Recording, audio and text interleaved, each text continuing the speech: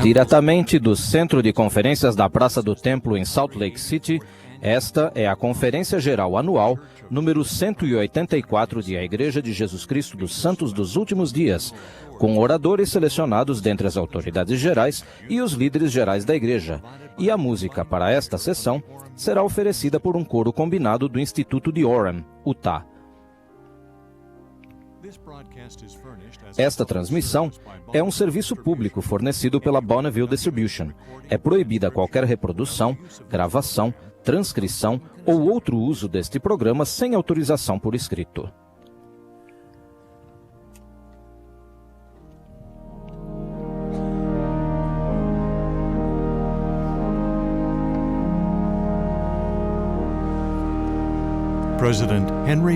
O presidente Henry B. Eyring, primeiro conselheiro na primeira presidência da Igreja, dirigirá esta sessão.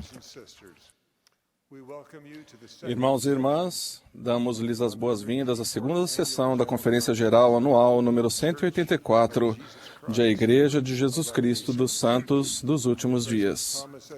O presidente Thomas S. Monson, que preside a conferência, pediu-me que dirigisse esta sessão. Estendemos nossos cumprimentos a todos que estão presentes, os que participam por meio da televisão, do rádio ou da internet, e aos que assistem à sessão nas sedes das estacas de várias partes do mundo em que a conferência está sendo transmitida via satélite. Reconhecemos as autoridades gerais e os líderes gerais que estão presentes nesta conferência.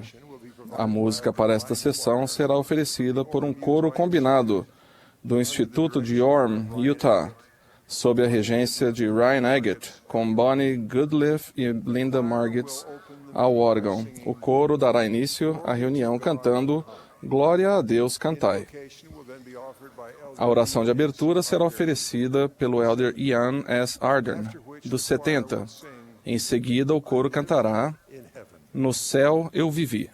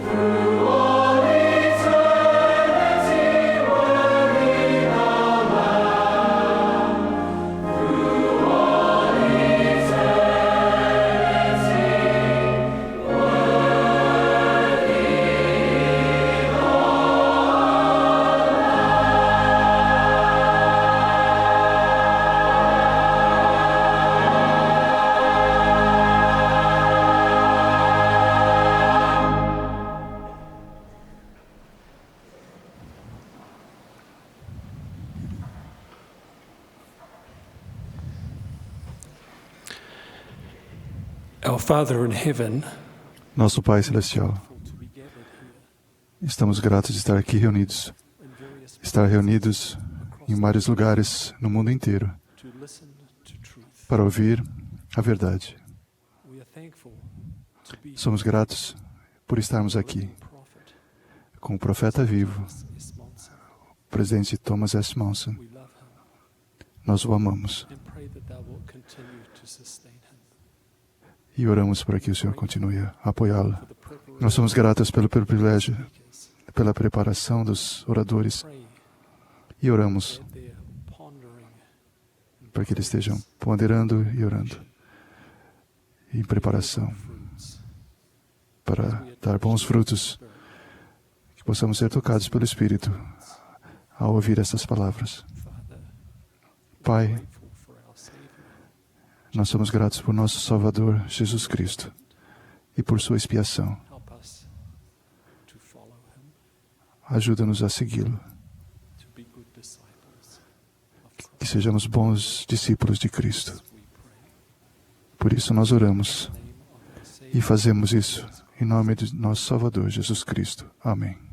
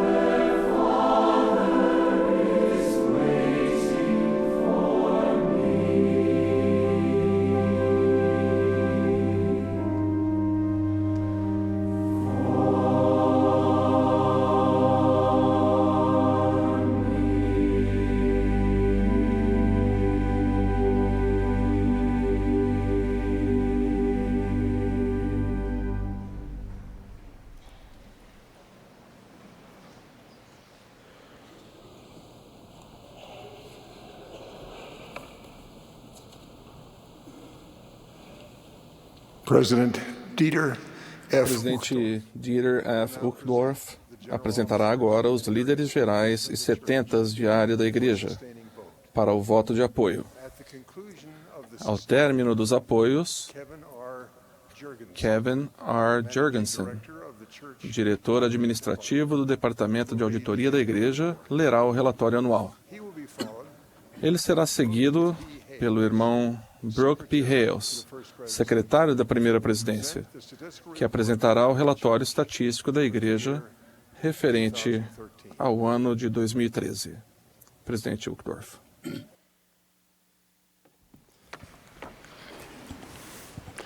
Brothers and sisters, it is proposed that we Irmãos e irmãs, é proposto que apoiemos Thomas Spencer Monson como profeta, vidente e revelador e presidente da Igreja de Jesus Cristo dos Santos dos Últimos Dias. Henry Benyon Eyring como primeiro conselheiro na primeira presidência e Dieter Friedrich Uchtdorf como segundo conselheiro na primeira presidência. Os que forem a favor, manifestem-se. Os que se opuserem, se houver, manifestem-se. É proposto que apoiemos Boyd Packer como presidente do Quórum dos 12 Apóstolos e os seguintes como membros desse quórum: Boyd K. Packer, Elton Perry, Russell M. Nelson, Dallin H. Oaks, M. Russell Ballard, Richard G. Scott, Robert D. Hales, Jeffrey A. Holland, David A. Bednar, Quentin L. Cook, D. Todd Christofferson e Neil L. Anderson. Os que forem a favor, por favor, manifestem-se. Quem se opuser, manifeste-se. É proposto que apoiemos os conselheiros na primeira presidência e o quórum dos 12 apóstolos como profetas, videntes e reveladores. Os que forem a favor, por favor, manifestem-se. Os que se opuserem, se houver alguém, pelo mesmo sinal. Nesta ocasião, desobrigamos com sincera gratidão Elder Ted R. Callister como autoridade geral e membro da presidência dos quórums dos 70. Os que quiserem acompanhar-nos em um voto de agradecimento, manifestem-se. É proposto que apoiemos Elder Lynn G. Robbins como membro da presidência dos quórums dos 70. Os que forem a favor, por favor, manifestem-se. Os que se opuserem, se houver. É proposto que desobriguemos os seguintes como 70 de área a vigorar a partir de 1º de maio de 2014.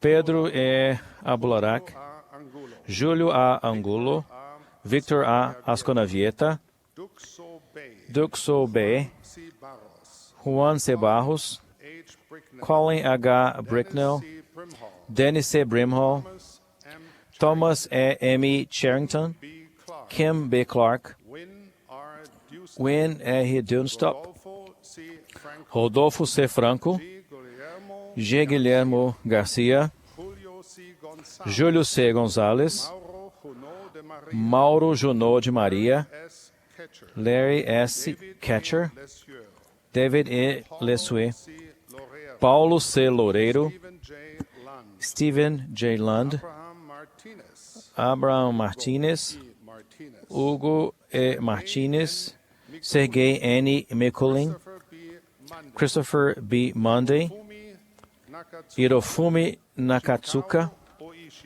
Chikao Oishi, Alejandro S. Patania, Renato M. Petla, Anatoly K. Reshetnikov, Jonathan C. Roberts, J. Craig Rowe, Robert B. Smith, Warren G. Tate, Hesbon O. Uzi, Daniela B. Wakolo, Randy W. Wilkinson e Chi Hong Sang Wong. Ou se quiserem acompanhar-nos e expressar gratidão por seu excelente serviço, manifestem-se. É proposto que desobriguemos, com um voto de gratidão, os irmãos Russell T. Osgothorpe, David M. McConkie e Matthew O. Richardson, como a presidência geral da Escola Dominical. Também estendemos a desobrigação a todos os membros da Junta Geral da Escola Dominical. Todos que quiserem acompanhar-nos e expressar gratidão a esses irmãos e irmãs por seu maravilhoso serviço e devoção, por favor, manifestem-se. É proposto que apoiemos como novos membros do primeiro quórum dos 70, Chi Hong Sang Wong e Jorg Kemblingat, E como novos membros do segundo Quórum dos 70, Larry S. Ketcher e Hugo E. Martinez. Os que forem a favor, manifestem-se. Os que se opuserem, pelo mesmo sinal.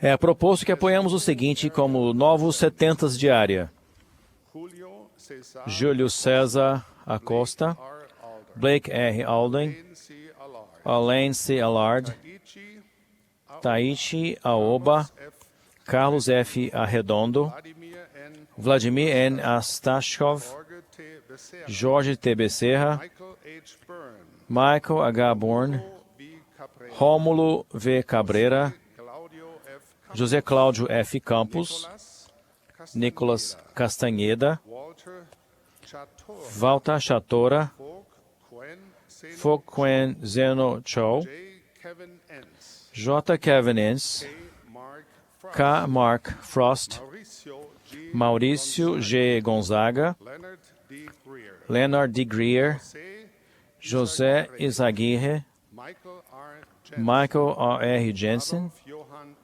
Adolf Johann Johansson, T. Gu Jung, Wizit Kanaham, Serki A.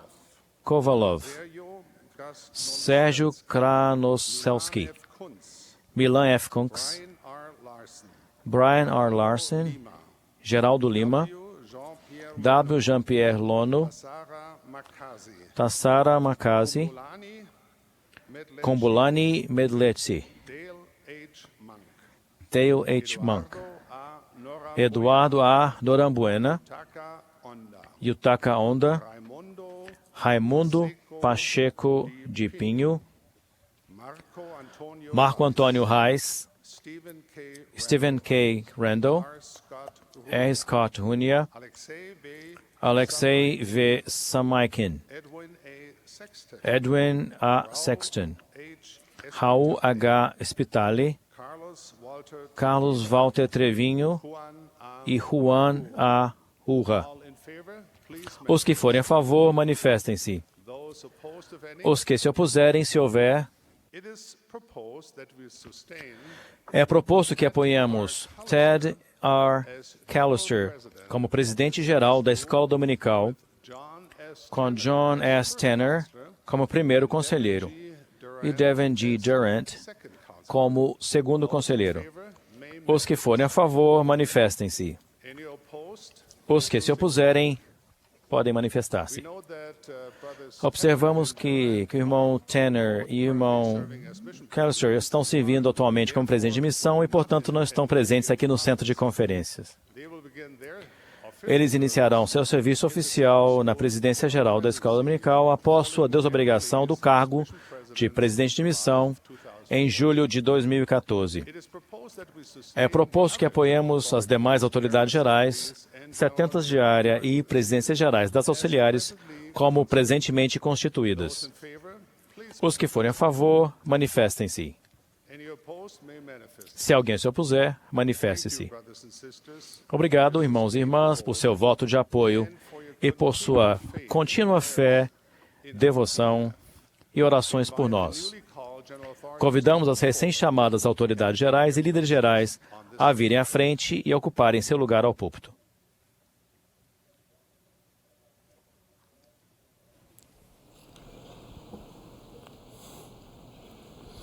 It's a long walk. É um caminho longo.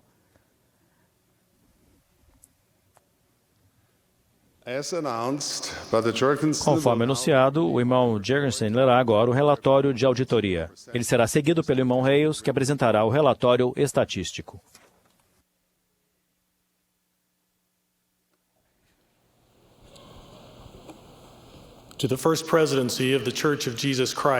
A primeira presidência da Igreja de Jesus Cristo dos Santos dos Últimos Dias. Caros irmãos, conforme ordenado por revelação na seção 120 de Doutrina e Convênios, o Conselho de Disposição dos Dízimos, composto pela primeira presidência, pelo Quórum dos 12 Apóstolos e pelo Bispado Presidente, autoriza a utilização dos fundos da Igreja.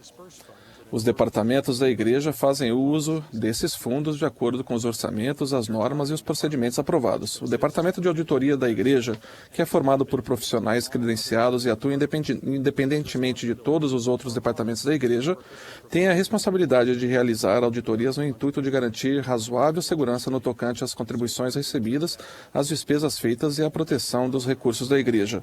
Com base nas auditorias realizadas, a opinião do Departamento de Auditoria da Igreja é a de que, em todos os aspectos materiais, as contribuições recebidas, as despesas e os recursos da Igreja no ano de 2013 foram registrados e administrados de acordo com as devidas práticas contábeis e com as normas e os orçamentos aprovados da Igreja.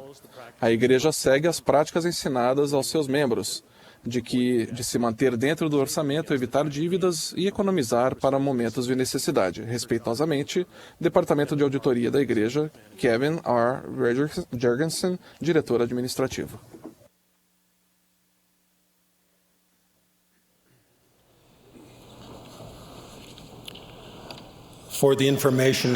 Para a informação dos membros da Igreja, a primeira presidência divulgou o seguinte relatório estatístico referente ao crescimento e à situação da Igreja até 31 de dezembro de 2013.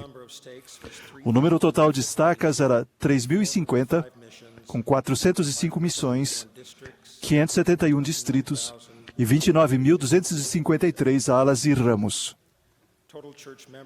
O número total de membros da Igreja era 15.082.028. O número de novas crianças registradas acrescentadas durante 2013 foi de 115.486, com 282.945 conversos batizados durante o ano. Em 31 de dezembro, havia 83.035 missionários de tempo integral e 24.032 missionários de serviço da Igreja servindo em toda a Igreja. Um templo foi dedicado em 2013, o Templo de Tegucigalpa, Honduras. O número de templos em funcionamento no final do ano era 141.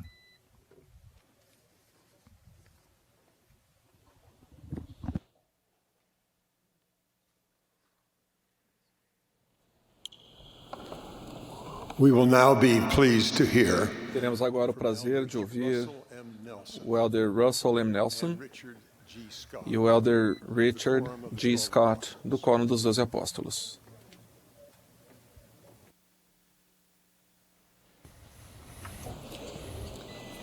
Dear brothers and sisters, queridos irmãos e irmãs, expressamos nosso mais profundo sentimento de amor e gratidão por vocês. Estamos gratos pelas designações nas quais estivemos com vocês. Num voo recente, o piloto anunciou que encontraríamos turbulência durante a descida e que todos os passageiros deveriam apertar firmemente o cinto de segurança. Tal como foi anunciado, a turbulência veio e foi bem forte. Do outro lado do corredor, em algumas fileiras para trás, uma mulher aterrorizada entrou em pânico. A cada descida brusca e sacudidela violenta, ela gritava bem alto. O marido tentou acalmá-la, mas não teve sucesso. Seus gritos histéricos persistiram até que atravessamos aquela zona de turbulência e fizemos uma aterrissagem segura. Durante todo o tempo em que ela ficou aflita, senti pena dela. Como a fé é o antídoto para o medo, desejei silenciosamente ter podido fortalecer a fé que ela tinha. Mais tarde, quando os passageiros estavam saindo do avião, o marido daquela mulher veio falar comigo. Ele disse: "Sinto muito por minha mulher ter ficado tão aterrorizada. A única maneira pela qual consegui acalmá-la foi dizer-lhe: o Elder Nelson está neste voo, portanto você não precisa se preocupar." Não estou certo de que minha presença naquele voo teria dado qualquer consolo a ela, mas digo que uma das realidades da vida mortal é a de que a nossa fé será testada e provada. Às vezes, esses testes vêm quando enfrentamos o que nos parece ser uma situação de vida ou morte. Para aquela mulher assustada, o violento sacolejar do avião foi um desses momentos decisivos em que nos vemos face a face com a força de nossa fé. Quando falamos de fé, a fé que move montanhas. Não estamos falando da fé em geral, mas da fé no Senhor Jesus Cristo. A fé no Senhor Jesus Cristo pode ser fortalecida quando aprendemos a respeito dele e vivemos nossa religião. A doutrina de Jesus Cristo foi elaborada pelo Senhor para ajudar-nos a aumentar nossa fé. Na linguagem de hoje, porém, a palavra religião pode significar coisas diferentes para cada pessoa. A palavra religião literalmente significa voltar a unir-nos ou reconectar-nos com Deus. A pergunta que devemos fazer a nós mesmos é esta: será que estamos seguramente ligados a Deus, de modo que nossa fé se torne evidente? Ou será que, na verdade, estamos ligados a outra coisa? Já ouvi, por exemplo, numa manhã de segunda-feira, pessoas conversando sobre os jogos esportivos profissionais que aconteceram no domingo anterior. Para alguns desses ávidos fãs, pergunto-me se sua religião somente os reconectaria a algum tipo de bola.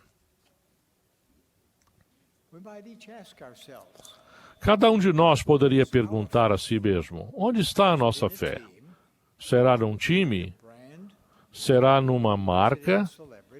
Será numa celebridade? Até os melhores times podem fracassar. As celebridades podem ser esquecidas. Há apenas um no qual a nossa fé estará sempre segura. E esse é o Senhor Jesus Cristo. E precisamos fazer com que a nossa fé se torne evidente. Deus declarou no primeiro de seus 10 mandamentos: não terás outros deuses diante de mim. Ele também disse: buscai-me em cada pensamento. Não duvideis, não temais. No entanto, muitas pessoas somente olham para o seu saldo no banco para sentir paz, ou para outros seres humanos como modelos a seguir. Os médicos, os estudiosos ou os políticos frequentemente são submetidos a uma prova de fé. Na busca de suas metas, a religião deles se tornará evidente ou será escondida? Eles estão ligados a Deus ou ao homem? Tive um desses testes há algumas décadas, quando um colega do corpo docente da faculdade de medicina me repreendeu por eu não separar meu conhecimento profissional das minhas convicções religiosas. Ele exigiu que eu não mesclasse as duas coisas. Como é que eu poderia fazer isso? A verdade é a verdade. Não é divisível e nenhuma parte dela pode ser deixada de lado. Quer a verdade surja de um laboratório científico ou por meio da revelação, toda verdade emana de Deus. Toda verdade faz parte do Evangelho de Jesus Cristo. Contudo, foi-me pedido que escondesse minha fé. Não atendi ao pedido do meu colega. Deixei minha fé transparecer. Em todos os empreendimentos profissionais, exigem-se rigorosos padrões de precisão. Os estudiosos valorizam muito sua liberdade de expressão, mas a plena liberdade não pode ser vivenciada se parte do conhecimento de uma pessoa for considerada fora dos limites pelas determinações dos homens. A verdade espiritual não pode ser ignorada, especialmente os mandamentos divinos. O cumprimento dos mandamentos divinos proporciona bênçãos todas as vezes. A violação dos mandamentos divinos faz com que percamos as bênçãos todas as vezes. Existem muitos problemas porque o mundo é povoado por pessoas imperfeitas. Seus objetivos e desejos são fortemente influenciados por sua fé ou pela falta dela. Muitos colocam outras prioridades na frente de Deus. Alguns questionam a importância da religião na vida moderna.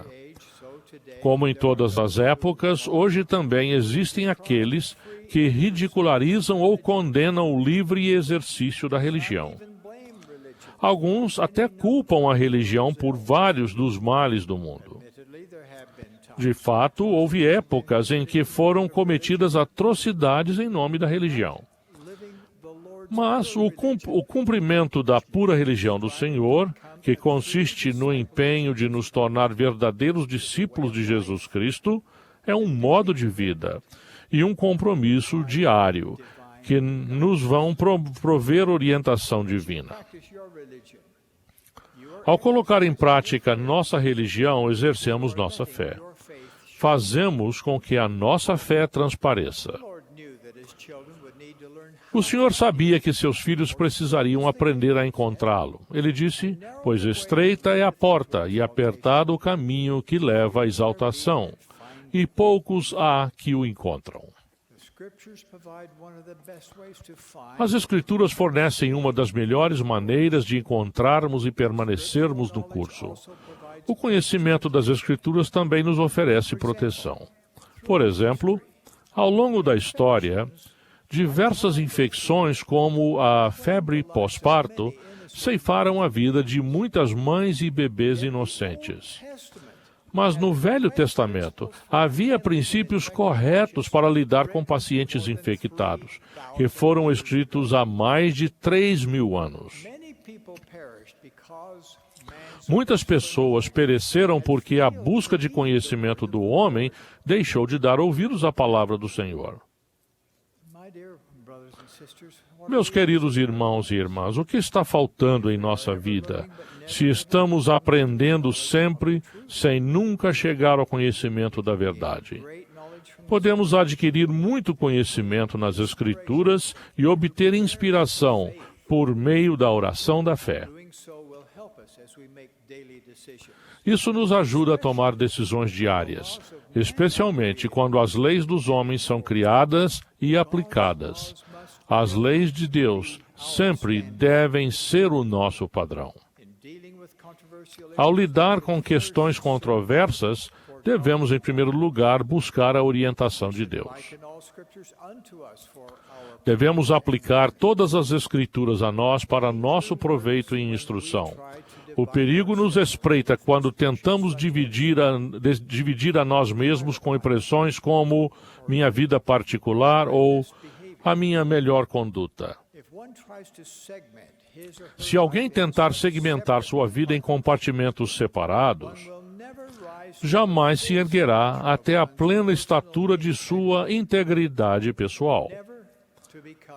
Jamais se tornará tudo o que seu verdadeiro eu pode se tornar. A tentação de ser popular pode priorizar a opinião pública acima das palavras de Deus. As campanhas políticas e as estratégias de marketing empregam amplamente as pesquisas de opinião pública para moldar seus planos. Os resultados dessas pesquisas são informativos, mas não podem ser usados como justificativa para a desobediência aos mandamentos de Deus. Mesmo que todo mundo esteja fazendo isso, o errado nunca será o certo. O mal, o erro e as trevas nunca serão a verdade, mesmo que sejam populares. Uma advertência das Escrituras declara o seguinte: ai dos que ao mal chamam bem e ao bem mal, que fazem das trevas luz e da luz trevas. Depois da Primeira Guerra Mundial, uma canção meio indecente se tornou muito popular. Ao promover a imoralidade, ela afirmava que 50 milhões de pessoas não podiam estar erradas. Mas, na verdade, 50 milhões de pessoas podem estar erradas. Sim, totalmente erradas. A imoralidade ainda é imoralidade à vista de Deus, que um dia vai julgar todas as nossas ações e nossos desejos. Comparem o temor e a falta de fé, que são tão prevalentes no mundo atual, com a fé e a coragem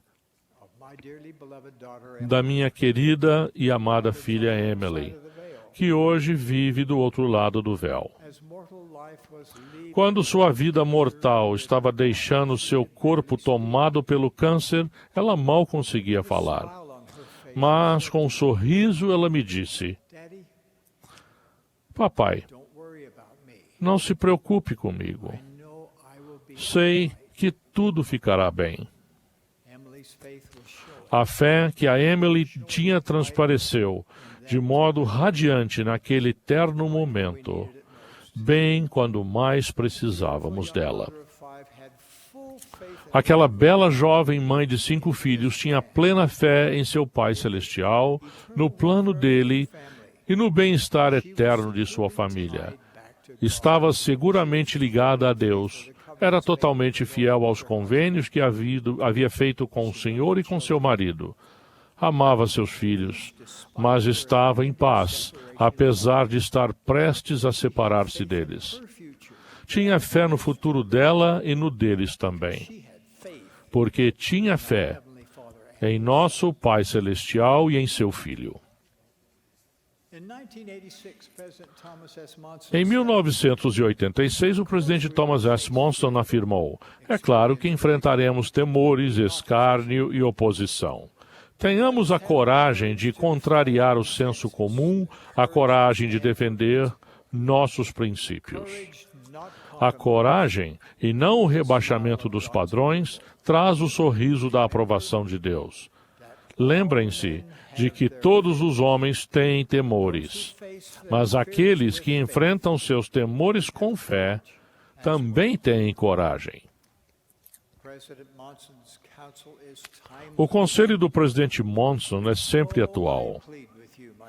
Portanto, rogo a vocês, meus queridos irmãos e irmãs, dia após dia, em seu caminho rumo ao destino eterno, aumentem sua fé. Proclamem sua fé. Deixem sua fé transparecer. Oro para que vocês estejam seguramente ligados a Deus e que suas verdades eternas sejam gravadas em seu coração para sempre.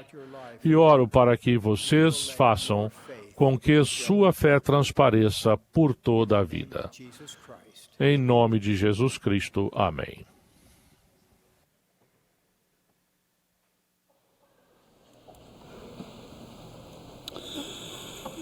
As I have pondered my duty to share the gospel,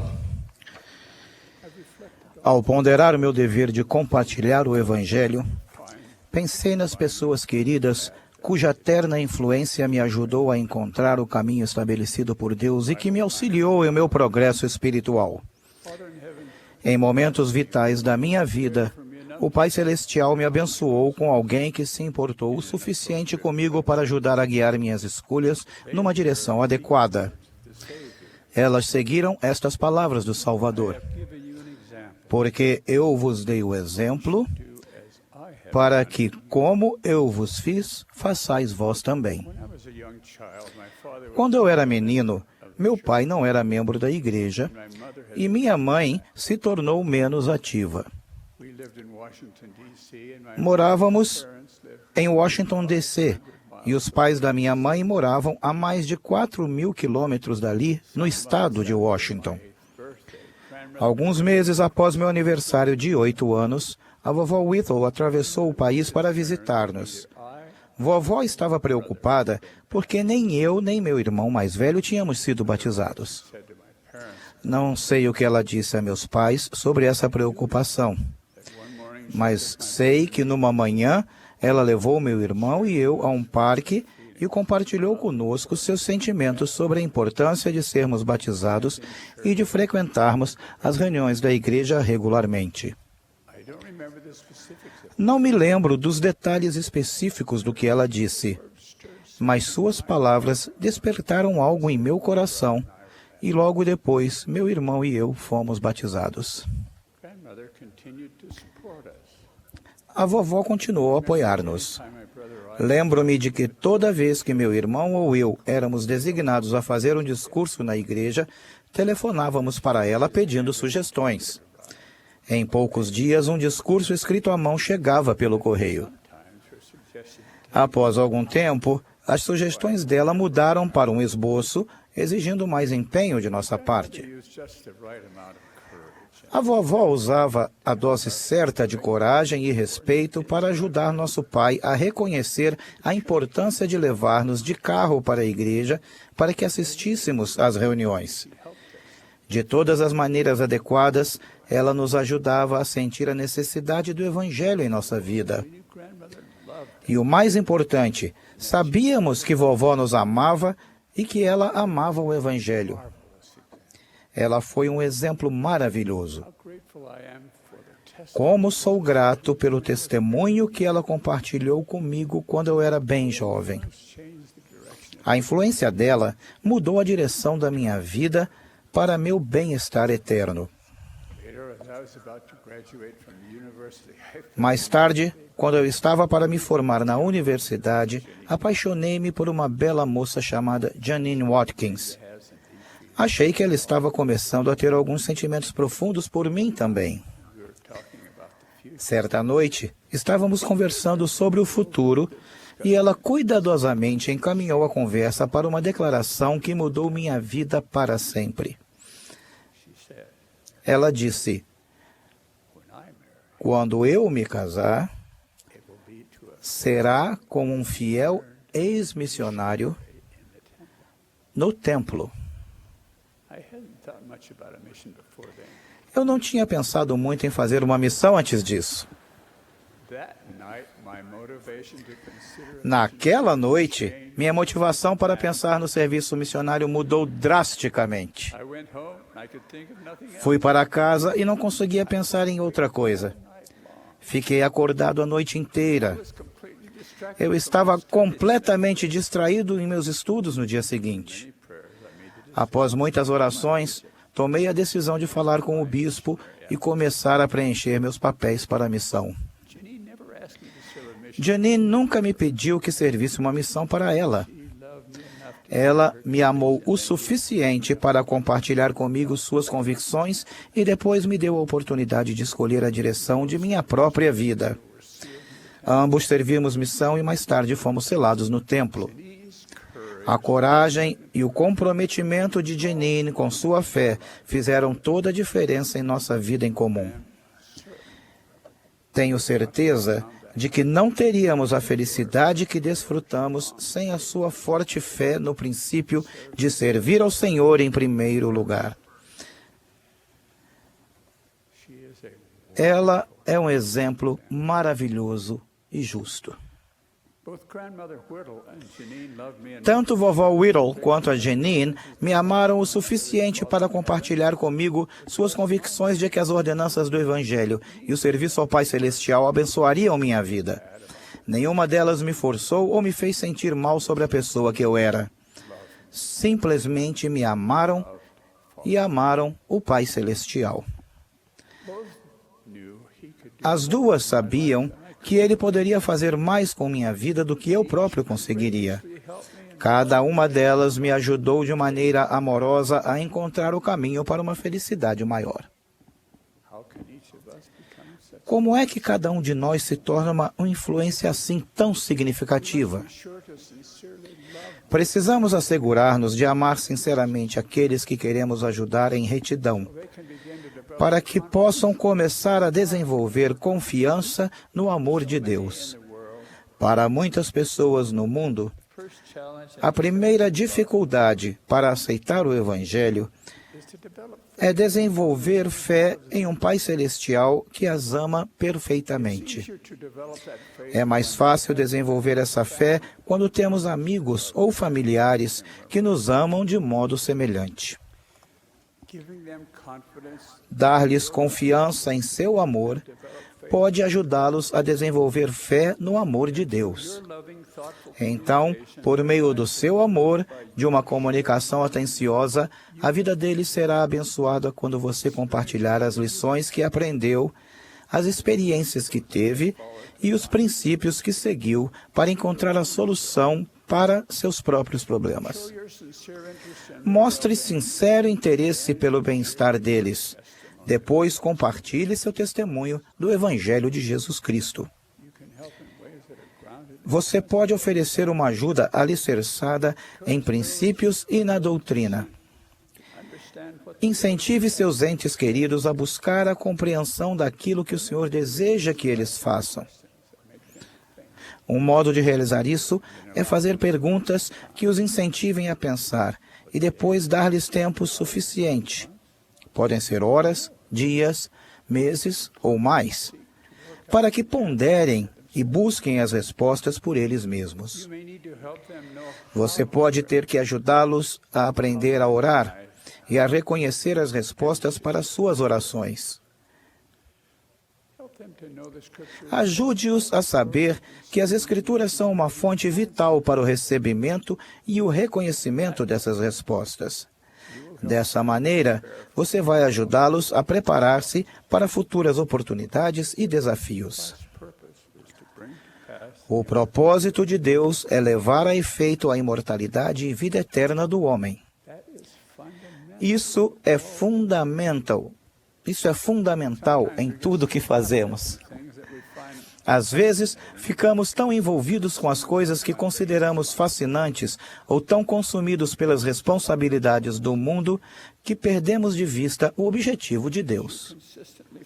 Se você constantemente enfocar sua vida nos princípios mais básicos, vai adquirir um entendimento do que deve fazer e vai produzir mais frutos para o Senhor e mais felicidade para si mesmo.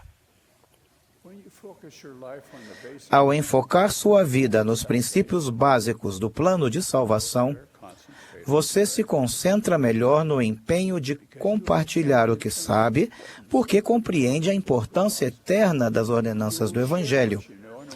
Você vai compartilhar o que sabe de modo a incentivar seus amigos a terem o desejo de ser espiritualmente fortalecidos. Vai ajudar seus entes queridos a terem o desejo de se comprometerem a obedecer a todos os mandamentos de Deus e a tomar sobre eles o nome de Jesus Cristo. Lembre-se de que a conversão das pessoas é apenas uma parte do trabalho. Sempre procure fortalecer as famílias. Ensine com a visão da importância de que as famílias sejam seladas no templo. No caso de algumas famílias, isso pode levar anos, como foi com meus pais. Meu pai foi batizado muitos anos depois de meu próprio batismo, e mais tarde, minha família foi selada no templo. Meu pai serviu como selador no templo e minha mãe serviu com ele. Quando você tiver a visão das ordenanças seladoras do templo, vai ajudar a edificar o reino de Deus na terra. Lembre-se, amá-los é o meio mais vigoroso de influenciar aqueles a quem você deseja ajudar. A influência da minha avó Whittle e da minha esposa Janine teria sido insignificante se eu não tivesse sabido primeiro que elas me amavam e que desejavam o melhor para mim na vida. Atrelado a esse amor, demonstre confiança neles. Em alguns casos, pode ser difícil confiar, mas encontre maneiras de fazê-lo. Os filhos do Pai Celestial podem fazer coisas impressionantes quando se sentem dignos de confiança. Todo filho de Deus na mortalidade escolheu o plano do Salvador. Confie que, se lhes for dada a oportunidade, eles farão o mesmo novamente. Compartilhe princípios que ajudam aqueles que você ama a seguir adiante no caminho para a vida eterna. Lembre-se de que todos crescemos linha por linha. Você seguiu esse mesmo padrão em sua compreensão do Evangelho. Compartilhe o Evangelho de um modo simples. Seu testemunho pessoal da expiação de Jesus Cristo é uma ferramenta poderosa. Os recursos que o acompanham são a oração, o livro de Mórmon e as outras escrituras, e seu comprometimento com as ordenanças do sacerdócio. Todas essas coisas vão facilitar a orientação do Espírito, a qual é fundamentalmente importante que você confie. Para ser eficaz e fazer o que Cristo fez, concentre-se neste princípio básico do Evangelho. A expiação de Jesus Cristo nos possibilita tornar-nos mais semelhantes a nosso Pai Celestial, para que possamos viver juntos eternamente em nossa unidade familiar. Não há doutrina mais fundamental em nosso trabalho do que a expiação de Jesus Cristo. Em toda oportunidade adequada, preste testemunho do Salvador e do poder do seu sacrifício expiatório. Use escrituras que ensinem a respeito dele e do motivo pelo qual ele é o padrão perfeito para a vida de todos. Você precisará estudar diligentemente. Não fique tão atarefado com coisas triviais a ponto de deixar de aprender a doutrina e os ensinamentos do Salvador. Com um sólido alicerce pessoal da doutrina, você pode ser uma fonte poderosa para compartilhar verdades vitais com outras pessoas que precisam delas desesperadamente. Servimos melhor ao nosso Pai Celestial influenciando em retidão e servindo ao próximo. O maior exemplo que já andou na terra é o nosso Salvador, Jesus Cristo. Seu ministério mortal foi repleto de exemplos de ensino, de serviço e de amor ao próximo. Ele se sentou com pessoas que eram consideradas indignas de sua companhia. Ele amou cada uma delas, discerniu suas necessidades e ensinou-lhes seu evangelho. Ele nos convida a seguir seu exemplo perfeito. Sei que o evangelho dele é o caminho para a paz e a felicidade nesta vida. Lembremos-nos de fazer o que ele fez, compartilhando nosso amor, nossa confiança e nosso conhecimento da verdade com as pessoas que ainda não aceitaram a radiante luz do Evangelho.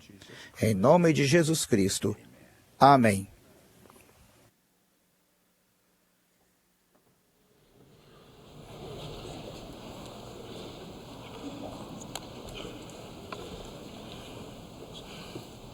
Thank you, brethren. Obrigado, irmãos. O coro e a congregação cantarão agora de pé. Graças damos, ó Deus, por um profeta. Após o hino, o elder Robert D. Hales, do Quórum dos 12 Apóstolos, falará para nós. Ele será seguido pelo elder Cláudio D. Civic e pelo elder W. Craig Zwick, do 70.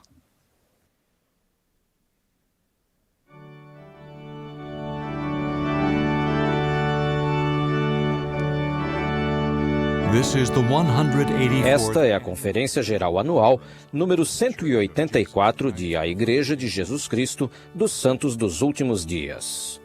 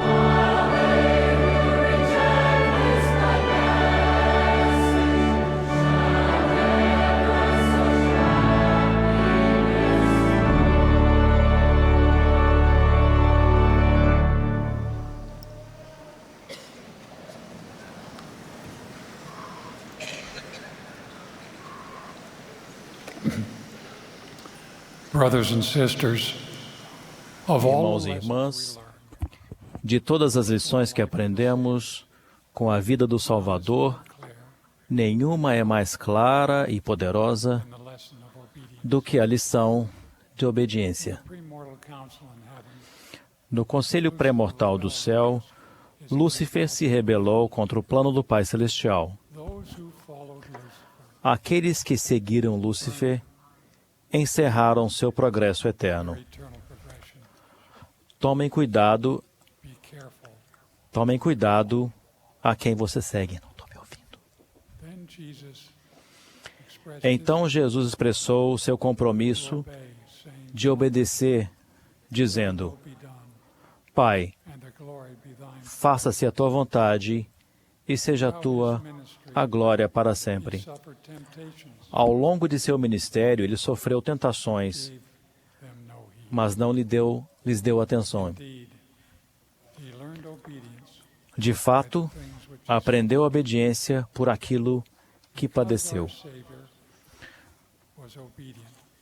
Por ter sido obediente, o Salvador expiou nossos pecados, possibilitando nossa ressurreição e preparando o caminho para que retornemos à presença de nosso Pai Celestial, que sabia que cometeríamos erros ao aprendermos a obediência na mortalidade.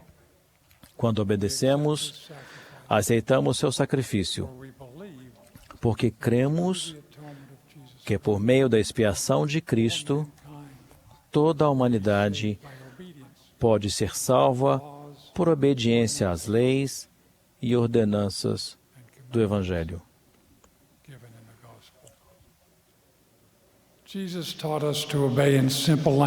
Jesus nos ensinou a obedecer com uma linguagem simples e fácil de compreender. Se me amais, guardai os meus mandamentos. Quando fomos batizados, tomamos sobre nós o nome de Cristo e fizemos convênio com Deus de ser obedientes até o fim de nossa vida. Todo domingo renovamos esse convênio batismal, tomando o sacramento e testemunhando que estamos dispostos a guardar os mandamentos. Procuramos obter perdão de quaisquer pensamentos, sentimentos ou ações que não estejam em harmonia com a vontade do Pai Celestial. E nos arrependemos, afastando-nos da desobediência e voltando a ser obedientes. E demonstramos nosso amor a Ele. À medida que vivemos o Evangelho, progredimos em nossa compreensão da obediência. Às vezes podemos ser tentados a praticar o que chamo de obediência do homem natural, que rejeita a lei de Deus em favor da própria sabedoria e dos desejos, ou até mesmo ser popular. Como isso é amplamente praticado por muitos, essa perversão da obediência rebaixa os padrões de Deus em nossa cultura e em nossas leis. Às vezes, os membros exercem a obediência seletiva, afirmando amar e honrar a Deus, mas escolhendo e selecionando quais de seus mandamentos e ensinamentos e quais ensinamentos e conselhos de seus profetas vão seguir plenamente. Alguns obedecem seletivamente porque não conseguem perceber os motivos de um mandamento.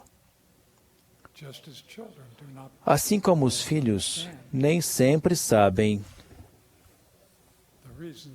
os motivos das regras impostas pelos pais, mas sempre sabemos o motivo pelo qual seguimos o profeta, porque esta é a Igreja de Jesus Cristo. E é o Salvador que dirige seus profetas em todas as dispensações. À medida que nossa compreensão da obediência se aprofunda, reconhecemos o papel essencial do arbítrio. Quando Jesus estava no jardim do Getsemane, ele orou 3 vezes a seu Pai no céu, dizendo: Meu Pai, se é possível, passe de mim esse cálice.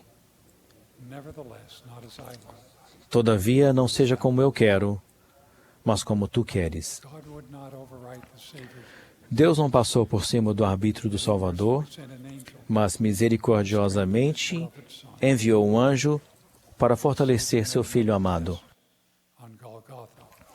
O Salvador passou por outro teste no Gólgota, onde poderia ter convocado legiões de anjos para tirá-lo da cruz. Mas ele fez sua própria escolha de suportar obedientemente até o fim e completar seu sacrifício expiatório, mesmo que isso significasse grande sofrimento e morte. A obediência espiritualmente madura é a obediência do Salvador. Ela é motivada pelo amor verdadeiro ao Pai Celestial e a seu Filho. Quando estamos dispostos a obedecer, como fez o Salvador, apreciamos imensamente as palavras de nosso Pai Celestial. Este é o meu Filho amado, em quem me comprazo.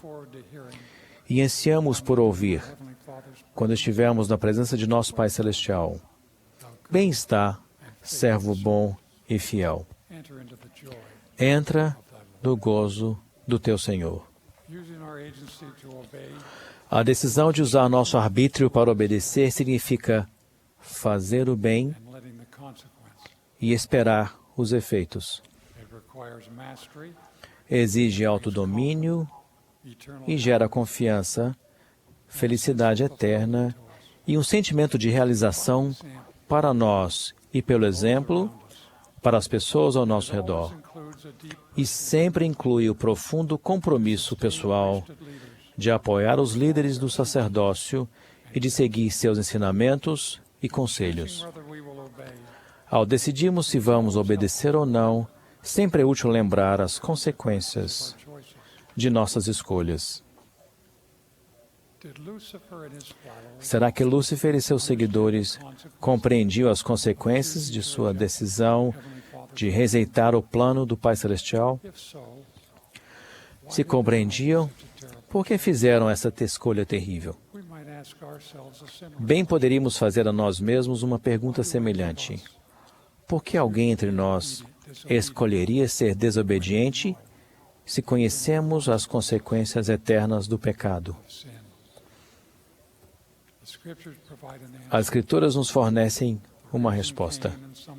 O motivo pelo qual Caim e alguns dos filhos de Adão e Eva decidiram ser desobedientes foi porque amaram Satanás mais que a Deus. Nosso amor pelo Salvador é o ponto-chave da obediência semelhante à dele. Ao esforçar-nos para ser obedientes no mundo atual, declaramos nosso amor e nosso respeito por todos os filhos do Pai Celestial. Contudo, é impossível a esse amor ao próximo modificar os mandamentos de Deus, que nos foram dados para o nosso bem. Por exemplo, o mandamento "não matarás, nem farás coisa alguma semelhante" se baseia na lei espiritual que protege todos os filhos de Deus, até os que não nasceram. A longa experiência mostra que quando ignoramos essa lei, o resultado é um sofrimento imenso. Contudo, muitos acreditam que é aceitável dar fim à vida de uma criança que ainda não nasceu por motivos de preferência ou conveniência. A racionalização da desobediência não muda a lei espiritual ou suas consequências, mas conduz à confusão, à instabilidade, à perambulação por caminhos estranhos e ao sofrimento. Como discípulos de Cristo, temos a sagrada obrigação de apoiar suas leis e seus mandamentos, os que tomamos sobre nós. Em dezembro de 1831, alguns irmãos foram chamados para ajudar a amenizar alguns sentimentos hostis que estavam se desenvolvendo em relação à igreja. Por meio do profeta José Smith, o Senhor os instruiu de modo incomum e até surpreendente. Confundi vossos inimigos, convidai-os para debater convosco, tanto em público como em particular. Portanto, que exponham eles seus fortes argumentos contra o Senhor. A arma alguma que se forme contra vós prosperará. E se contra vós algum homem erguer a voz, em meu próprio e devido tempo será confundido. Portanto, guardai meus mandamentos. Eles são verdadeiros e fiéis. As Escrituras estão repletas de exemplos de profetas que aprenderam as lições da obediência por experiência própria. José Smith aprendeu quais eram as consequências de ceder à pressão de seu benfeitor, amigo e escrevente Martin Harris. Em resposta às súplicas de Martin, José pediu permissão ao Senhor para emprestar as primeiras 116 páginas manuscritas do Livro de Mormon, de modo que Martin pudesse mostrá-las à família dele. Mas o Senhor disse a Joseph que não. Martin rogou a Joseph que pedisse novamente ao Senhor. Depois do terceiro pedido de Joseph, o Senhor deu permissão para que 5 pessoas específicas examinassem o manuscrito. Num convênio extremamente solene, Martin se comprometeu a cumprir aquele acordo. Quando chegou à sua casa e foi pressionado, esqueceu-se de seu solene juramento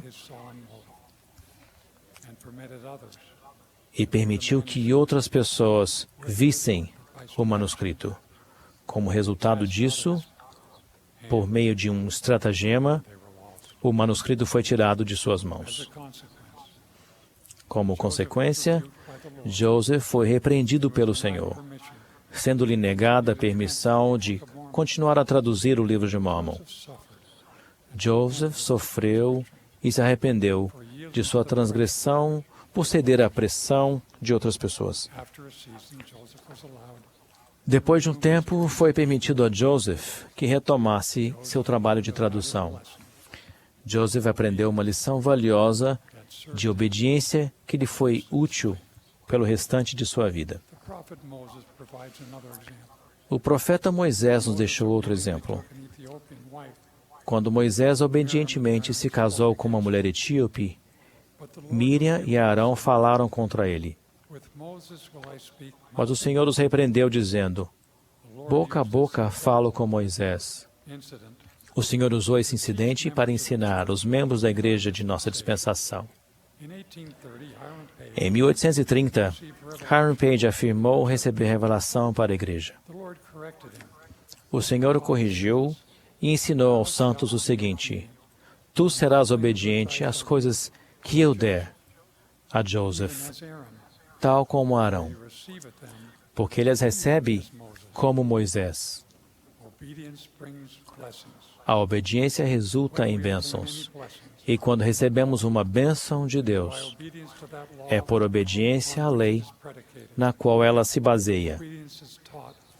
A obediência é ensinada pelo exemplo. Pelo modo como vivemos, ensinamos nossos filhos. Aprende sabedoria em tua mocidade. Sim, aprende em tua mocidade a guardar os mandamentos de Deus. A obediência nos torna progressivamente mais fortes, capazes de suportar com fidelidade testes e provações no futuro. A obediência no Getsemane preparou o Salvador para obedecer e perseverar até o fim no Gólgota. Meus amados irmãos e irmãs, as palavras de alma expressam os sentimentos de meu coração.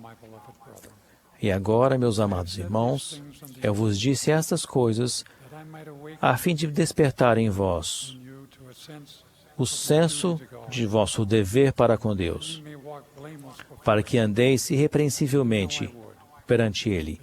E agora, quisera que fosseis humildes e submissos e mansos, guardando diligentemente os mandamentos de Deus em todos os momentos. Presto o meu testemunho especial de que nosso Salvador vive. Por Ele ter obedecido, todo joelho se dobrará e toda língua confessará que Ele é nosso Salvador. Oro para que o amemos tão profundamente e criamos nele tão profundamente, de modo que também obedeçamos, guardemos seus mandamentos e voltemos a viver com Ele para sempre no reino de nosso Deus. É minha oração, no nome de Jesus Cristo. Amém.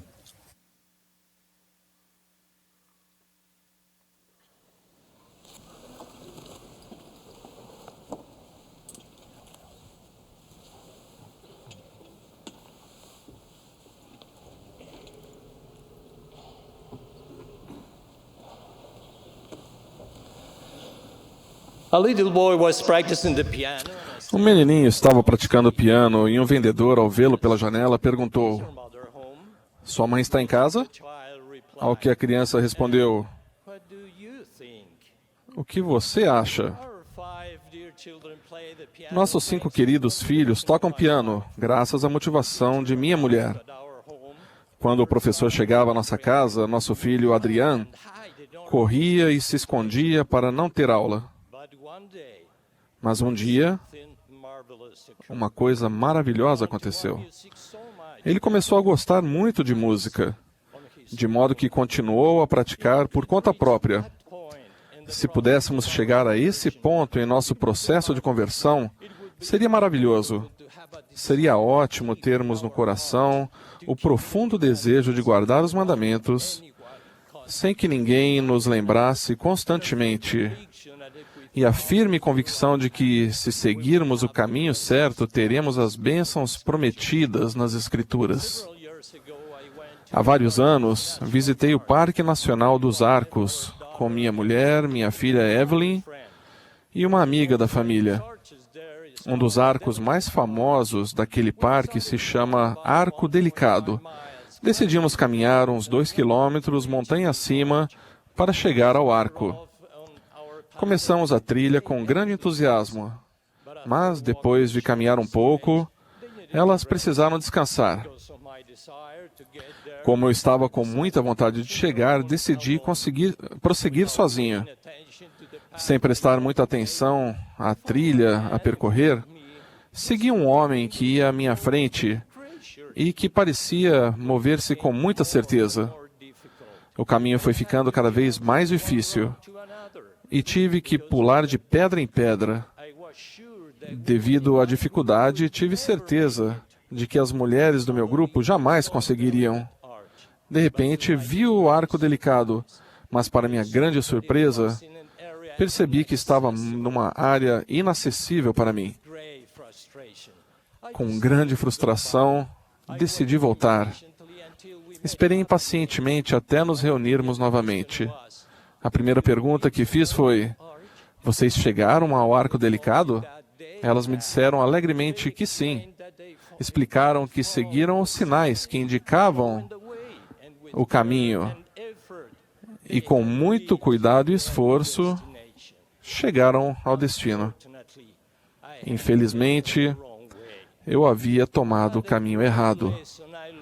Que grande lição aprendi naquele dia. Com que frequência erramos o caminho e nos deixamos ser conduzidos pelas tendências do mundo? Precisamos continuamente nos perguntar se estamos sendo praticantes das palavras de Jesus Cristo. Um ensinamento maravilhoso se encontra no livro de João. Estai em mim e eu em vós, como a vara de si mesma não pode dar fruto, se não estiver na videira, assim também vós, se não estiverdes em mim. Eu sou a videira, vós as varas. Quem está em mim e eu nele, esse dá muito fruto, porque sem mim nada podeis fazer. Usando essa analogia, vemos a relação transcendente e direta que existe com Jesus Cristo e a importância que Ele dá a cada um de nós. Ele é a raiz e o tronco que conduz a água viva até nós, a fonte que permite que sejamos nutridos para produzir muitos frutos. Jesus Cristo nos ensinou de modo que nós, os ramos, ou seja, seres dependentes dele, jamais subestimemos o valor de seus ensinamentos. Há alguns erros que podem ser graves, e se não os corrigirmos a tempo, eles podem nos conduzir permanentemente para fora do caminho. Se nos arrependermos e aceitarmos a correção, essas experiências permitem que nos tornemos humildes, que mudemos nossas ações e que novamente nos acheguemos ao Pai Celestial. Quero dar um exemplo desse conceito citando um dos mais dramáticos momentos da vida do profeta Joseph Smith. Por essa experiência, o Salvador nos deu ensinamentos inestimáveis sobre alguns princípios que devemos ter em mente por toda a vida. Trata-se da ocasião em que Martin Harris perdeu as 116 páginas traduzidas da primeira parte do livro de Mórmon. Depois de se arrepender por não ter seguido o conselho de Deus, o profeta recebeu a revelação que se encontra na seção 3 de Doutrina e Convênios. Com base no que está escrito nos versículos 1 a 7, quero salientar 3 princípios que sempre devemos lembrar. As obras e os propósitos de Deus não podem ser frustradas. Não devemos temer ao homem mais do que a Deus. Há uma necessidade constante de arrependimento. No versículo 13, o Senhor nos ensina 4 coisas que jamais devemos fazer: desprezar os conselhos de Deus, quebrar as mais sagradas promessas feitas perante Deus, confiar em nosso próprio julgamento, vangloriar-nos de nossa própria sabedoria. Oro para que jamais percamos de vista o caminho, de modo que sempre estejamos conectados aos céus, para que as correntezas do mundo não nos arrastem para longe.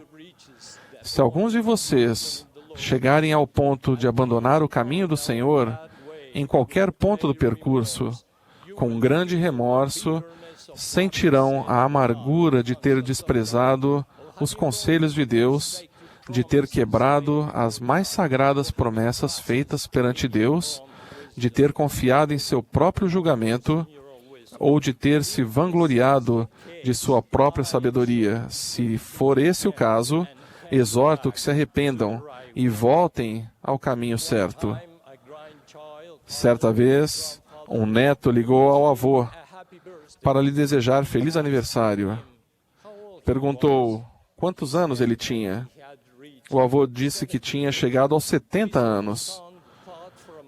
O neto pensou por um instante e depois perguntou: vovô, você começou desde 1 ano de idade? Na infância e na juventude, as pessoas acham que jamais ficarão velhas. A ideia de morte jamais cria raiz. Isso é para pessoas muito velhas. E ainda falta uma eternidade para chegarem a esse ponto. À medida que o tempo passa, os meses, as estações, as rugas começam a aparecer, a energia diminui, a necessidade de uma consulta médica se torna mais frequente e assim por diante. Dia virá em que nos encontraremos novamente com nosso Redentor e Salvador Jesus Cristo. Rogo para que nesse sagrado e sublime momento possamos reconhecê-lo, graças ao conhecimento que temos dele e por termos seguido seus ensinamentos.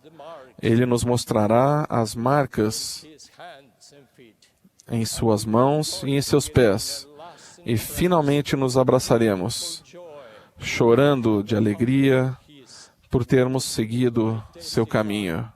Testifico aos 4 cantos da terra que Jesus Cristo vive Ele nos exortou: escutai, ó nações da terra, e ouvi as palavras do Deus que vos criou. Que tenhamos a capacidade de compreender, escutar, entender e interpretar corretamente a mensagem desse Deus que nos criou, para que não nos afastemos do seu caminho. É minha oração, em nome de Jesus Cristo. Amém.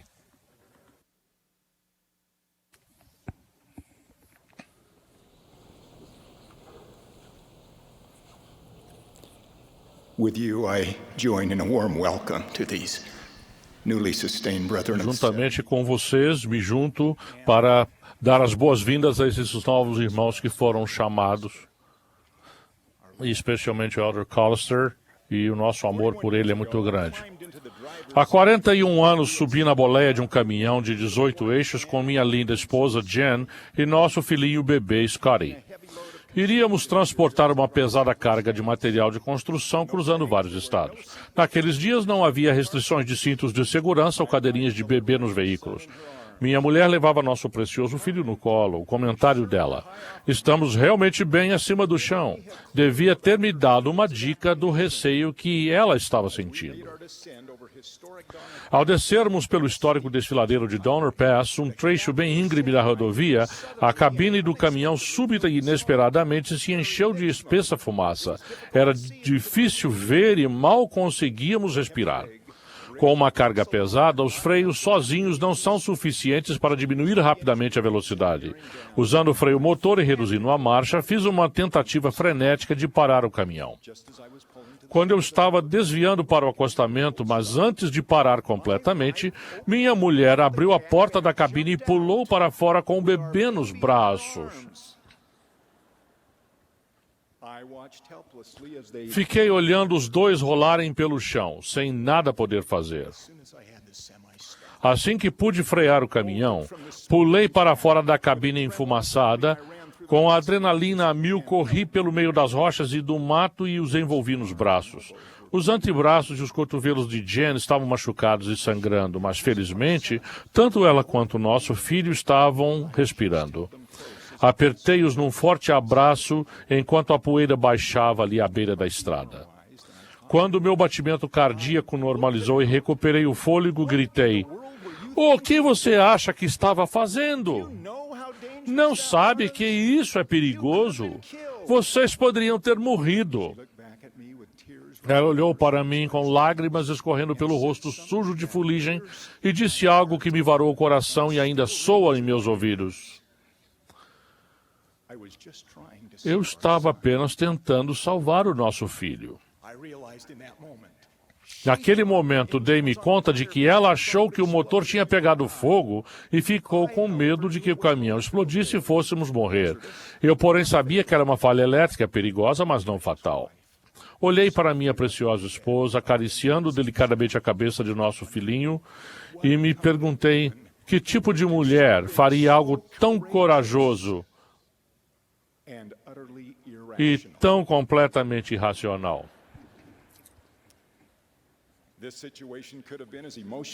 Aquela situação poderia ter sido tão emocionalmente perigosa quanto a pane literal em nosso motor. Felizmente, depois de suportar um tratamento de silêncio por um período considerável, cada um achando que o outro estava errado, finalmente expressamos as emoções que motivaram os gritos que trocamos.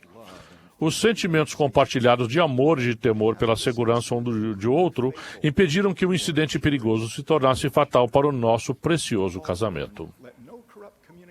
Paulo advertiu: não saia de vossa boca nenhuma palavra torpe, mas só a que for boa para promover a edificação, para que dê graça aos que a ouvem.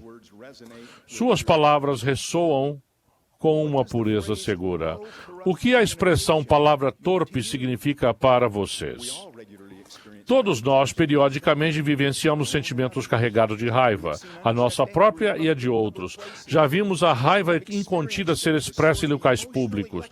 Já vivenciamos como tipo de curto-circuito que corre em eventos esportivos, no cenário político e até em nosso próprio lar. Os filhos, às vezes, se dirigem aos pais com uma língua afiada como uma faca. Os cônjuges que compartilharam algumas das mais ricas e ternas experiências da vida perdem a visão e a paciência um com o outro e erguem a voz.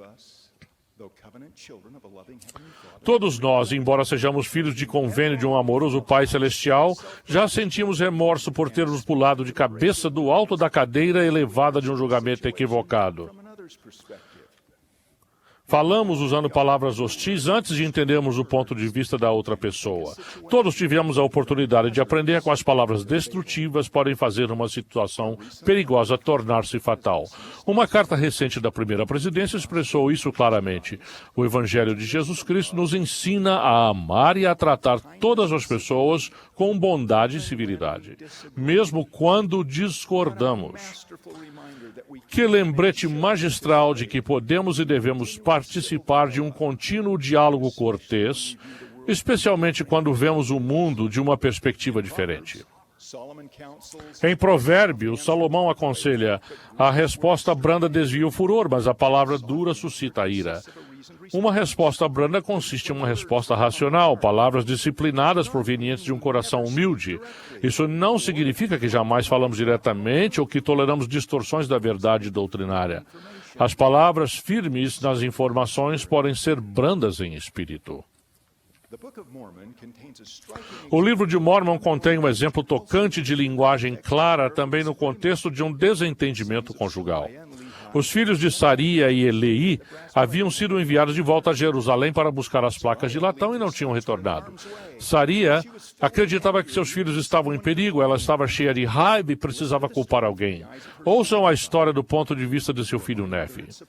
Pois minha mãe pensara que havíamos perecido no deserto e queixara-se também de meu pai, acusando-o de visionário, dizendo: eis que tu nos tiraste da terra de nossa herança e meus filhos já não existem, e nós pereceremos no deserto. Vamos refletir sobre o que Saria devia estar pensando. Ela estava cheia de ansiedade em relação ao fato de que seus filhos briguentos voltarem ao lugar em que a vida de seu marido havia sido ameaçada. E ela havia trocado seu adorável lar e amigos por uma tenda num deserto isolado, enquanto ainda estava em idade de ter filhos.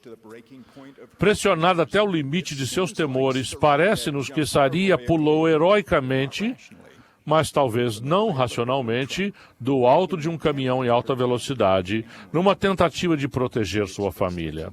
Ela expressou preocupações válidas ao marido na linguagem da raiva, da dúvida e da condenação, uma linguagem da qual toda a raça humana parece saber se expressar muito bem. O profeta Lei ouviu o temor que estava por trás da raiva de sua mulher. Então ele deu uma resposta disciplinada na linguagem da compaixão. Primeiro, ele reconheceu a veracidade de como as coisas pareciam do ponto de vista dela. Cito: e meu pai lhe respondeu dizendo: sei que sou um visionário, mas se tivéssemos permanecido em Jerusalém, teríamos perecido com meus irmãos. Depois ele abordou os temores dela em relação aos filhos, como o Espírito Santo deve, sem dúvida, ter testificado a ele. Eis que obtive, porém, uma terra da promissão, pelo que me regozijo. Sim, sei que o Senhor livrará meus filhos das mãos de Labão. E com essas palavras, meu pai, Lei, confortava minha mãe a nosso respeito. Existe hoje uma grande necessidade de que os homens e as mulheres cultivem o respeito mútuo e a despeito de terem crenças, condutas e motivações muito diferentes. É impossível conhecer tudo o que informa a nossa mente e o coração nem sequer compreender plenamente o contexto das provações e escolhas que cada um enfrenta. Mesmo assim, o que aconteceria com a palavra torpe, citada por Paulo, se nossa própria posição incluísse empatia em relação à vivência de outra pessoa em primeiro lugar? Admitindo plenamente os limites de minhas próprias imperfeições e defeitos, peço-lhes que pratiquem esta pergunta com terna consideração pela experiência da vida de outra pessoa. O que você acha? Quando a cabine de nosso caminhão se encheu de fumaça, A minha mulher agiu de forma mais corajosa que pôde imaginar para proteger nosso filho. O chocante é que não importava quem estava mais certo na nossa discussão. O que importava era o que ouvíssemos um ao outro e que compreendêssemos o ponto de vista um do outro. A disposição de ver as coisas pelos olhos do outro transformará a palavra torpe em edificação pela graça. O apóstolo Paulo compreendia isso e, em algum nível, todos podemos vivenciar o mesmo. Talvez não mude nem resolva o problema, mas a possibilidade mais importante é a de vermos se a graça que edifica pode nos mudar.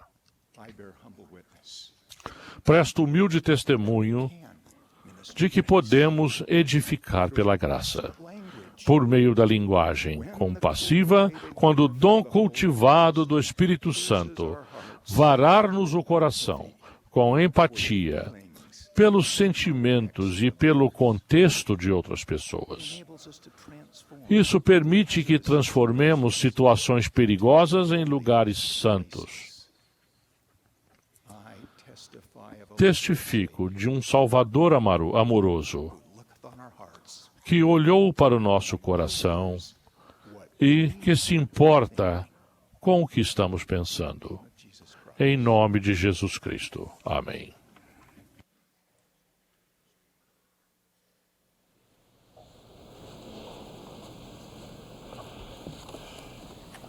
We are deeply grateful. Agradecemos a todos os que nos dirigiram a palavra nesta tarde e pela música oferecida pelo coro do Instituto de Orem, Utah. Lembramos aos irmãos que a reunião geral do sacerdócio terá início no Centro de Conferências esta noite, às 21 horas, horário de Brasília. A transmissão do Programa Nacional do Coro do Tabernáculo acontecerá amanhã, das 12h30 às 13 horas, horário de Brasília. A sessão da manhã de domingo da conferência terá início logo a seguir.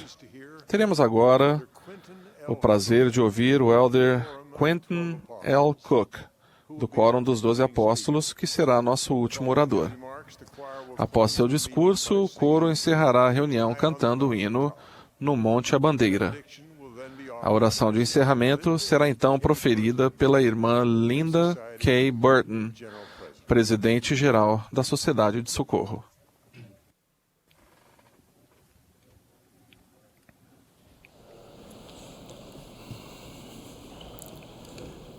Hastening family history and temple work in our day. Acelerar o trabalho da salvação é essencial para a salvação e exaltação das famílias. Pouco antes de morrer de câncer em 1981, o controverso escritor William Saroyan disse à imprensa: todos têm que morrer, mas sempre acreditei que uma exceção seria feita no meu caso. E agora? O e agora diante da morte nesta vida e o e agora na contemplação da vida após a morte estão no âmago das dúvidas da alma, às quais o Evangelho de Jesus Cristo responde magnificamente no plano de felicidade estabelecido pelo Pai. Nesta vida, rimos, choramos, trabalhamos, brincamos, vivemos e depois morremos. Jó fez esta sucinta pergunta: morrendo o homem, porventura tornará a viver? A resposta é um retumbante sim, graças ao sacrifício expiatório do Salvador. Parte do variado preâmbulo de Jó a essa pergunta é bem interessante. O homem nascido da mulher é de poucos dias, sai como a flor e murcha. Há esperança para a árvore que, se for cortada, ainda se renovará, e não cessarão os seus renovos, e dará ramos como uma planta. O plano de nosso Pai tem a ver com a família. Muitas de nossas escrituras mais tocantes usam o conceito da árvore com suas raízes e os ramos como analogia. No último capítulo do Velho Testamento, Malaquias descreve vividamente a segunda vinda do Salvador usando essa analogia. Referindo-se aos orgulhosos e iníquos, ele declara que eles serão queimados como palha e que lhes não deixará nem raiz nem ramo. Malaquias encerra esse capítulo com esta promessa consoladora do Senhor: Eis que eu vos enviarei o profeta Elias antes que venha o grande e terrível dia do Senhor. E ele converterá o coração dos pais aos filhos, e o coração dos filhos a seus pais, para que eu não venha e fira a terra com maldição. Na aurora da restauração, Moroni voltou a salientar essa mensagem em suas primeiras instruções ao jovem Joseph Smith, em 1823. Tanto cristãos quanto judeus do mundo todo aceitam o relato do Velho Testamento a respeito de Elias, o profeta. Ele foi o último profeta a ter o poder selador do sacerdócio de Melquisedeque antes da época de Jesus Cristo. Elias, o profeta, retornou, e este retorno ocorreu no templo de Kirtland em abril de 1836. Ele declarou que estava cumprindo a promessa de Malaquias. Concedeu as chaves do sacerdócio para selamento das famílias nesta dispensação. A missão de Elias, o profeta, é facilitada pelo que às vezes chamamos de o espírito de Elias, que, tal como ensinou o elder Russell M. Nelson, é uma manifestação do Espírito Santo que presta testemunho da natureza divina da família. O Salvador foi enfático a respeito da necessidade do batismo. Ele ensinou: aquele que não nascer da água e do Espírito não pode entrar no reino de Deus. O próprio Salvador foi pessoalmente batizado para dar o exemplo. E quanto aos mortos que não foram batizados? Em 11 de outubro de 1840, em Nauvoo, Villate Campbell escreveu uma carta a seu marido, o elder Heber C. Campbell, que, junto com outros membros dos 12, servia a missão na Inglaterra. A Conferência Geral de Outubro havia sido realizada poucos dias antes. Vou citar trechos da carta pessoal de Villate. Tivemos a maior e mais interessante conferência que já houve desde que a igreja foi organizada. O presidente Joseph Smith explicou um assunto novo e glorioso, que é o de sermos batizados em favor dos mortos. Paulo fala disso em 1 Coríntios, capítulo 15, versículo 29. Joseph recebeu uma explicação mais completa disso por revelação. Ele disse que os membros desta igreja têm o privilégio de serem batizados em favor de todos os seus parentes que faleceram antes deste evangelho ser trazido à luz. Ao fazermos isso, tornamo-nos agentes deles e lhes damos o privilégio de levantarem-se na primeira ressurreição. Ele disse que a eles será pregado o evangelho na prisão. Villate acrescentou: quero fazer o batismo por minha mãe. Acaso não é esta uma doutrina gloriosa? A doutrina essencial da união da família foi dada linha sobre linha, preceito sobre preceito. As ordenanças vicárias são o ponto central da união eterna da família, conectando as raízes aos ramos. A doutrina da família, no tocante à história da família e ao trabalho do templo, é clara. O Senhor, nas primeiras instruções da revelação, referiu-se ao batismo por vossos mortos. Nossa obrigação doutrinária é para com os nossos próprios antepassados. Isso porque a organização celestial do céu se baseia na família. A primeira presidência incentivou os membros da igreja, principalmente os jovens e os jovens adultos solteiros, a dar ênfase ao trabalho de história da família e de ordenanças por seus próprios nomes de familiares ou por nomes de antepassados dos membros de sua ala e estaca. Precisamos conectar-nos tanto a nossas raízes quanto a nossos ramos. O conceito de que estaremos unidos por um vínculo na esfera eterna é realmente glorioso. Wilford Woodruff declarou que o profeta Joseph Smith viveu o suficiente para estabelecer o alicerce do trabalho do templo. Na última vez em que ele se reuniu com o Quórum dos 12, foi quando ele lhes deu suas investiduras. Depois do martírio do profeta, os santos concluíram o templo de Nauvoo e o poder de selamento foi usado para abençoar milhares de membros fiéis antes do êxodo para as montanhas do oeste. 30 anos depois, Quando o Templo de St. George foi concluído, o presidente Brigham Young ressaltou a importância eterna do fato de que as ordenanças de salvação estavam finalmente ao alcance tanto de vivos quanto dos mortos. Isso é declarado de modo bem singelo pelo presidente Wilford Woodruff. Há pouquíssimos princípios revelados pelo Senhor nos quais me deleito mais do que a redenção dos mortos. O fato de que teremos nosso pai, mãe, esposa e filhos a nosso lado na organização familiar na manhã da primeira ressurreição e no reino celeste. Esses são princípios grandiosos, valem qualquer sacrifício. Que época excelente é esta na qual vivemos? Esta é a última dispensação e podemos sentir o aceleramento do trabalho de salvação em todas as áreas que envolvem uma ordenança de salvação. Temos agora templos no mundo todo para prover essas ordenanças de salvação. A frequência ao templo para ter renovação espiritual, paz, segurança e orientação em nossa vida também é uma grande bênção. Menos de um ano depois de o presidente Thomas S. Monson ter sido chamado como apóstolo, ele dedicou a Biblioteca Genealógica do Templo de Los Angeles.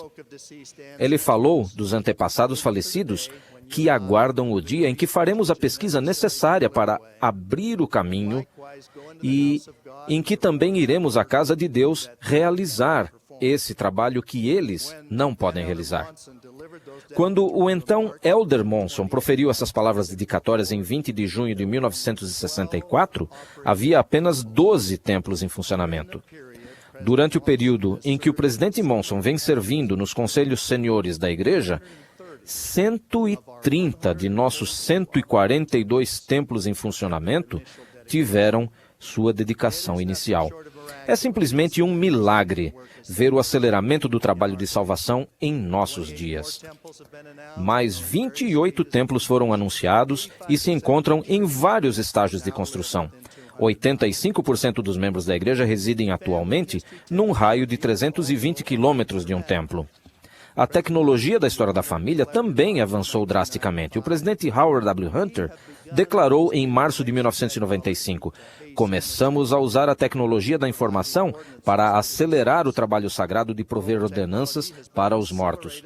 O papel da tecnologia foi acelerado pelo próprio Senhor. Contudo, estamos apenas no início do que podemos fazer com essas ferramentas.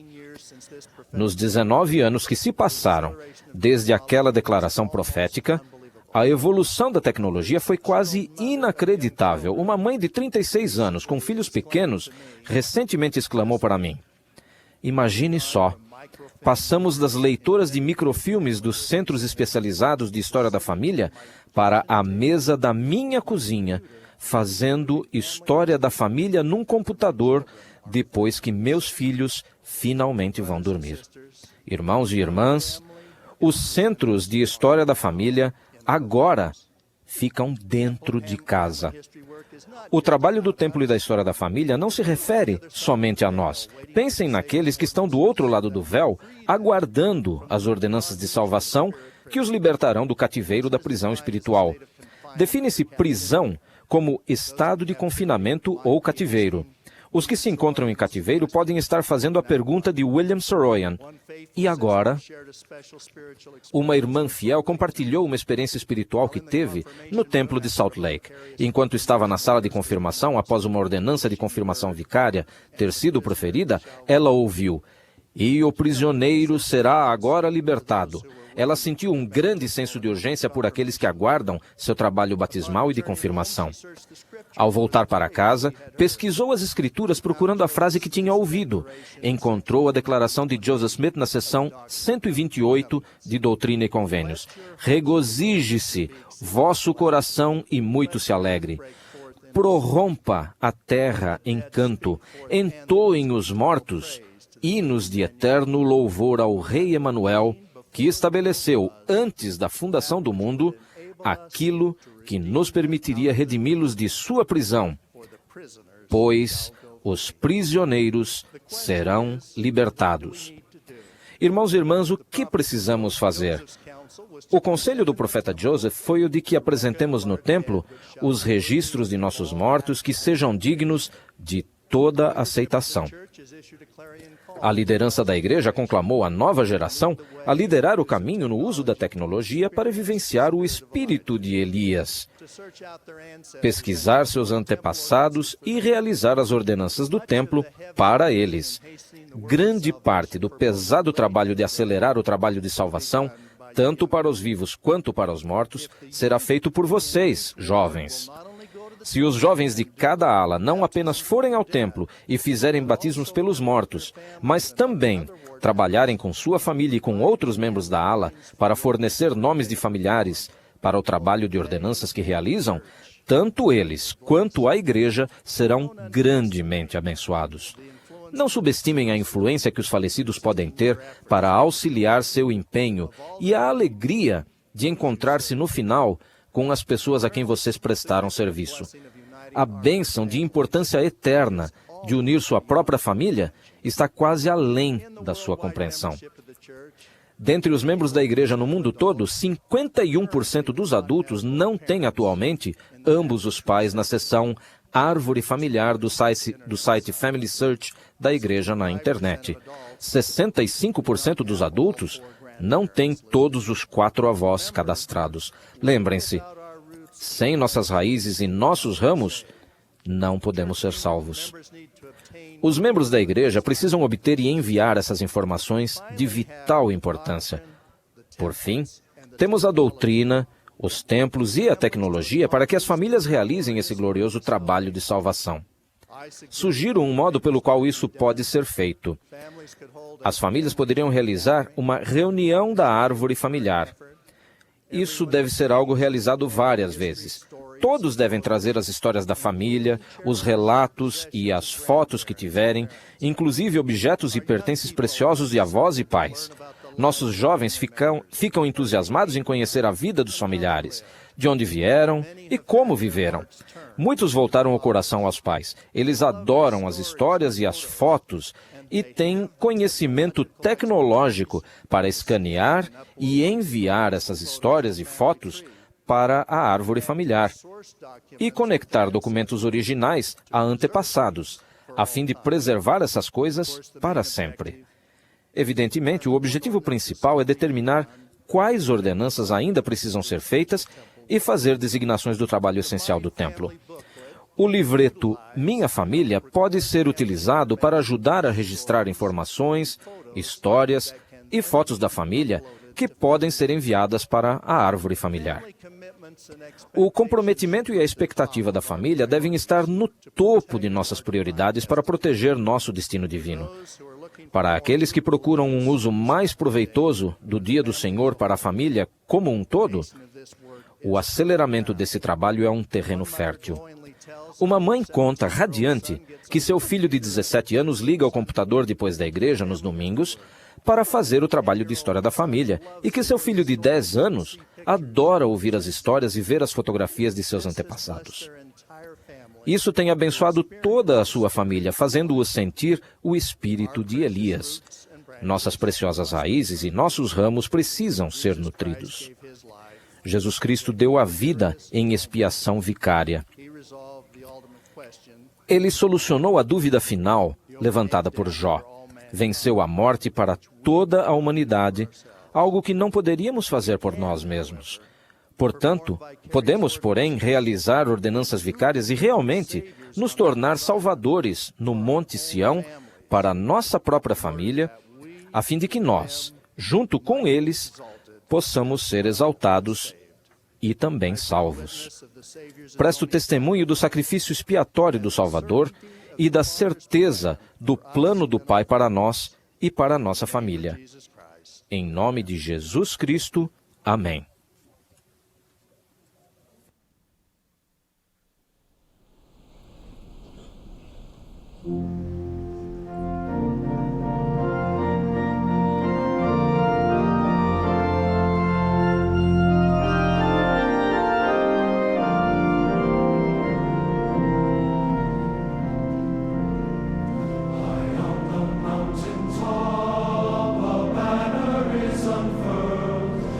Nation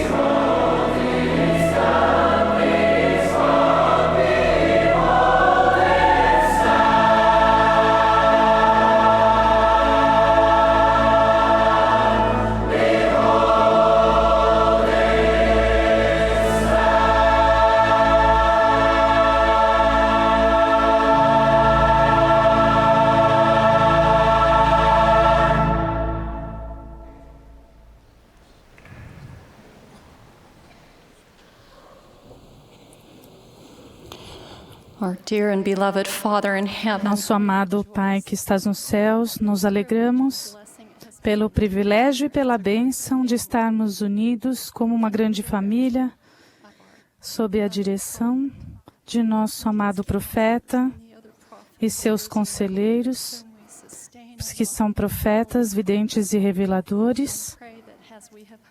Oramos para que possamos apoiá-los e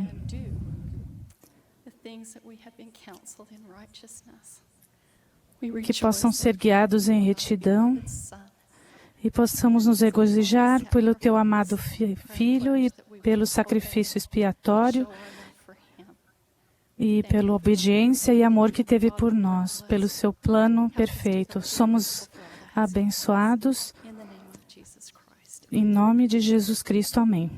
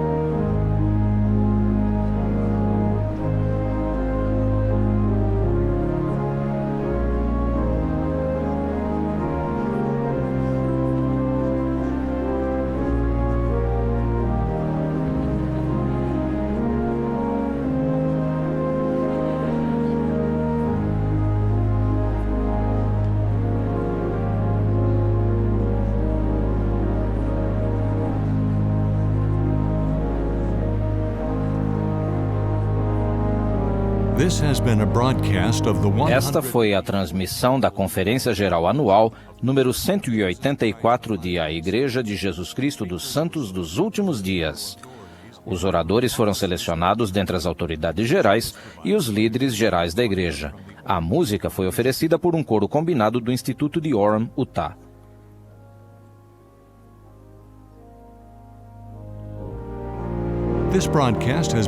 Esta transmissão foi oferecida como serviço público pela Bonneville Distribution. É proibida qualquer reprodução, gravação, transcrição ou outro uso deste programa sem autorização por escrito.